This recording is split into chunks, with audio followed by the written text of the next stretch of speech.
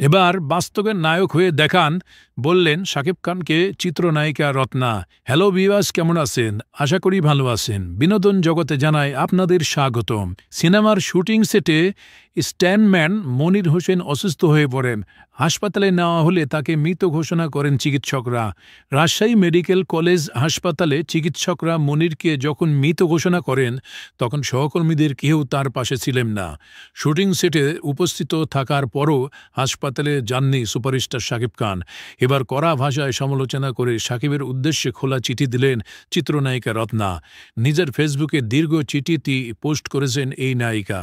এই যে যুগের পর যুগ হাততালি পেয়ে যান, ভিলেনের ওপর উড়ে এসে পড়েন, নায়িকাকে ভিলেন থেকে বাঁচান, তার পুরো কৃতিত্ব কিন্তু দর্শক না জানলেও আপনার আমার জানা। আপনার তাণ্ডব সিনেমার সেটে মনির মারা গেলেন, আপনি একবারও তার পাশে দাঁড়ালেন না। এটা নতুন নয়, আপনি কখনো পেছনের গল্প মনে রাখেন না। এখন সময় এসেছে পর্দায় নয়, বাস্তবে নায়ক হয়ে ওঠার। সিনেমা থেকে অনেক কিছু নিয়েছেন খান সাহেব, এবার দিতে শিখুন। মনিরের পরিবারের জন্য কিছু করুন, এটুকুই আশা।